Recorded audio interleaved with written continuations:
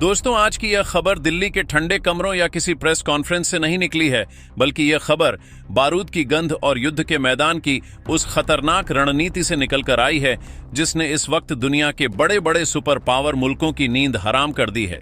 जरा सोचिए, अगर मैं आपसे कहूं कि चीन की वो विशाल दीवार जिस पर उन्हें बहुत घमंड है, उस पर अब हार का नाम लिखा जाने वाला है, तो क्या आप यकीन करेंगे? शायद पहली बार में नहीं, लेकिन आज जो सबूत, जो आंकड़े और जो खुफिया जानकारी मैं आपके सामने परत दर परत रखने जा रहा हूं, उसे सुनने के बाद आपके पैरों तले से जमीन खिसक जाएगी। दोस्तों, आज तक हम और आप यही सुनते आए थे कि हम रक्षा के मामले में, डिफेंस के टेक्नोलॉजी के मामले में दुनिया से थोड़े पीछे हैं, या हम सिर्फ अपना बचाव करना जानते हैं। हम पहले हमला नहीं करते, लेकिन अब इतिहास बदला जा रहा है, भूगोल बदला जा रहा है। एक ऐसा भूचाल आया है जिसने बीजिंग की ऊंची इमारतों से लेकर रावलपिंडी के बंकरों तक और यहां तक कि अमेरिका के व्हाइट हाउस और रूस के क्रेमलिन के होश भी फाख्ता कर दिए हैं। क्या आप तैयार हैं उस सच को जानने के लिए जो अब तक सरकारी फाइलों में टॉप सीक्रेट की मुर के नीचे दबा हुआ था? क्या आप जानना चाहते हैं कि कैसे भारत ने अपने आसमान में एक ऐसा लोहे का अभेद्य जाल बिछाने की तैयारी कर ली है जिसे भेदना तो दूर, उसके पास भटकना भी मौत को खुद निमंत्रण देना होगा। आज हम बात करने वाले हैं उस महा ऑपरेशन की जिसमें एक नहीं, दो नहीं, बल्कि पूरे 500 से ज्यादा लड़ाकू विमानों का खाका यानी ब्लूप्रिंट तैयार हो चुका है। जी हां, आपने बिल्कुल सही सुना, 500। इसमें शामिल हैं 150 राफेल, 60 खूंखार Sukhoi 57 ton S-400 defence system और 200 से ज्यादा हमारे अपने स्वदेशी तेजस। यह सिर्फ एक गिनती नहीं है, यह दुश्मन की तबाही का वह सामान है जो अब भारत के हैंगर में सजने जा रहा है। और मेरी आपसे एक बहुत छोटी सी गुजारिश है, इस वीडियो को अभी से लाइक कर दीजिए, क्योंकि बाद में आप भावनाओं में बह जाएंगे। और अगर आप एक सच्चे देशभक्त हैं और भारतीय सेना के इस पराक्रम को दुनिया के कोने कोने तक पहुंचाना चाहते हैं, तो इस वीडियो को अभी लाइक करें और कमेंट बॉक्स में जय हिंद भारत माता की जय जरूर लिखें। और हाँ, अगर आपने अभी तक चैनल को सब्सक्राइब नहीं किया है तो तुरंत सब्सक्राइब बटन दबाएं और बेल आइकन ऑन कर लें। और आप देश के किस कोने से बैठकर हमारा यह वीडियो देख रहे हैं, अपने शहर का नाम जरूर लिखें। दोस्तों, थोड़ा सा पीछे चलते हैं, थोड़ा फ्लैशबैक में। याद कीजिए वो दौर जब हमारे न्यूज चैनल्स पर शाम को अक्सर यह बहस होती थी कि क्या भारतीय वायुसेना के पास टू फ्रंट वॉर यानी चीन और पाकिस्तान से एक साथ एक ही समय पर लड़ने के लिए पर्याप्त विमान हैं भी या नहीं। बड़े बड़े रक्षा विशेषज्ञ टीवी पर बैठकर माथे पर शिकन चिंता जताते थे कि हमारी स्क्वाड्रन की संख्या लगातार घट रही है। खबरें आती थीं कि MiG-21 बहुत पुराने हो रहे हैं, आए दिन क्रैश हो रहे हैं, MiG-27 रिटायर हो रहे हैं। उस वक्त हमारे पड़ोसियों के चेहरे पर एक बहुत ही कुटिल और अजीब सी मुस्कान होती थी। पाकिस्तान, जो आज खुद आटे दाल के लिए दाने दाने को मोहताज है, वो उस वक्त चीन से खैरात में मिले जे 17 ठंडर विमानों को ऐसे दिखाता था जैसे उसने पूरी दुनिया जीत ली हो। वो अपनी आवाम को झूठ बेच रहा था। उधर चीन अपनी विस्तारवादी नीति के तहत लद्दाख की सीमाओं पर अपने जेब 20 स्टेल्थ फाइटर जेट्स की तैनाती लगातार बढ़ा रहा था। वह हमें अपनी संख्या, अपने नंबर्स के दम पर डराने की कोशिश कर रहा था। उन्हें लगता था कि भारत दबाव में आ जाएगा, लेकिन दोस्तों, वो कहते हैं ना कि खामोशी का मतलब कमजोरी नहीं होता। शेर जब शिकार करने से पहले 2 कदम पीछे हटाता है तो वह भागने के लिए नहीं, बल्कि एक लंबी और जानलेवा छलांग लगाने के लिए तैयार हो रहा होता है। ठीक उसी वक्त दिल्ली के साउथ ब्लॉक के बंद कमरों में जब दुनिया सो रही थी, तब रात रात भर जलती बत्तियों के नीचे हमारी वायुसेना के टॉप कमांडर्स और सरकार मिलकर एक ऐसा ही चक्रव्यूह रच रहे थे जिसकी भनक ना तो अमेरिका की CIA को लगी, ना पाकिस्तान की ISI को, और ना ही चीन की खुफिया एजेंसी MSS को। आज जब यह खबर लीक होकर बाहर आई है तो दुनिया के नक्शे पर एक बहुत बड़ा बदलाव होने जा रहा है। एक ऐसा बदलाव जो सुपर पावर कहे जाने वाले मुल्कों की स्ट्रेटजी को रद्दी की टोकरी में फेंक देगा।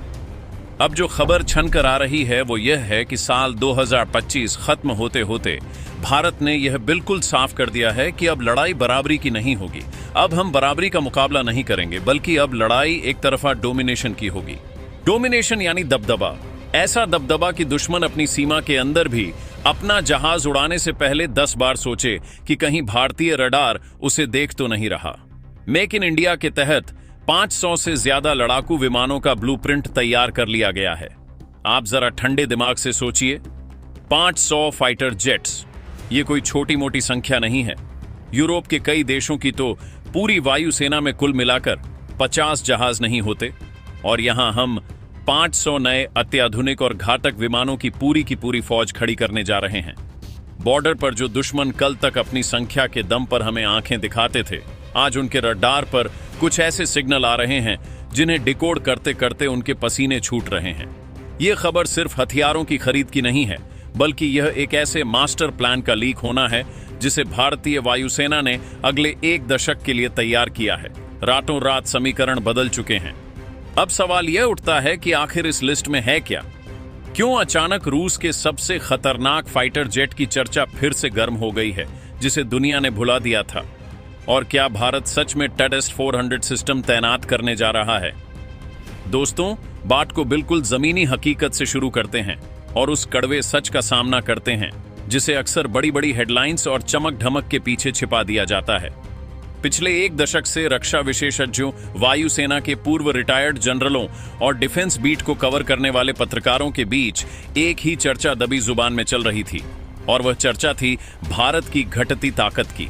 जी हां, सुनने में थोड़ा कड़वा लग सकता है, दिल को चुभ सकता है, लेकिन सच यही है कि हमारी वायुसेना, जिसे हम आसमान का सिकंदर कहते हैं, वह एक बहुत ही नाजुक दौर से गुजर रही थी। यह खतरा किसी मिसाइल या बम का नहीं, बल्कि अपनी ही कम होती संख्या का था। इसे आसान भाषा में समझिए ताकि हर कोई इसे समझ सके। भारतीय वायुसेना को पाकिस्तान और चीन, इन दोनों पड़ोसियों से एक साथ निपटने के लिए कम से कम 42 स्क्वाड्रन की जरूरत होती है। एक स्क्वाड्रन में करीब 18 से 20 लड़ाकू विमान होते हैं। यानी अगर हम मोटा मोटी हिसाब लगाएं तो हमें करीब 750 से 800 फाइटर जेट्स हर वक्त बिल्कुल तैयार हालत में चाहिए। लेकिन हकीकत यह थी कि पुराने होते विमानों के रिटायर होने की वजह से हमारी स्क्वाड्रन की संख्या गिरकर 30 से 31 के आसपास आ गई थी। यह वो वक्त था जब रावलपिंडी और बीजिंग के एयर बेसिस पर पार्टियां चल रही थीं। उन्हें लग रहा था कि भारत अब डिफेंसिव हो जाएगा, डर जाएगा और बातचीत की टेबल पर झुक जाएगा। लेकिन उन्हें शायद यह अंदाजा नहीं था कि भारत अब वह पुराना देश नहीं रहा जो सिर्फ कड़ी निंदा करके चुप बैठ जाए। भारत अब जुगाड़ से काम चलाने वाला देश नहीं रहा। सरकार और वायुसेना ने मिलकर यह तय कर लिया था कि अब हमें पैच वर्क नहीं चाहिए, हमें उधारी का काम नहीं चाहिए, अब हमें पूरी की पूरी नई वो मशीनरी चाहिए।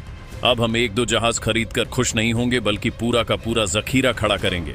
ये जो 500 नए फाइटर जेट्स का आंकड़ा सामने आया है, ये कोई हवा में फेंका गया रैंडम नंबर नहीं है। ये उस खतरे का मुंह तोड़ जवाब है जो हमारे सिर पर मंडरा रहा था। सोचिए, 500 फाइटर जेट्स, ये संख्या इतनी बड़ी है कि इसमें कई देशों की पूरी वायुसेना समा जाए। ये प्लान इसलिए बनाया गया है ताकि अगर कल को चीन लद्दाख की गलवान घाटी में कोई हिमाकत करे और ठीक उसी वक्त पाकिस्तान कश्मीर में कोई चाल चलने की कोशिश करे, तो भारत को यह ना सोचना पड़े कि मैं अपने जहाज किस बॉर्डर पर भेजूं।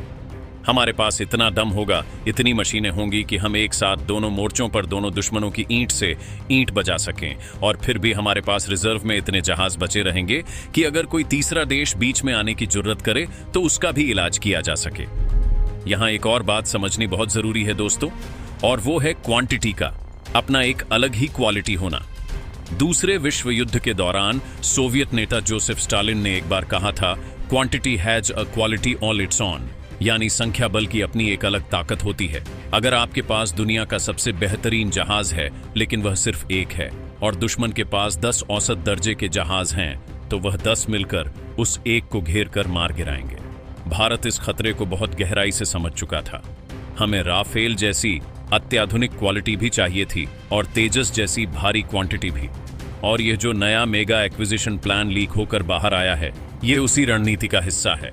हम अब दुश्मन को मौका नहीं देंगे, हम उसे हवा में ही दबोच लेंगे। इस मास्टर प्लान के पीछे एक और बहुत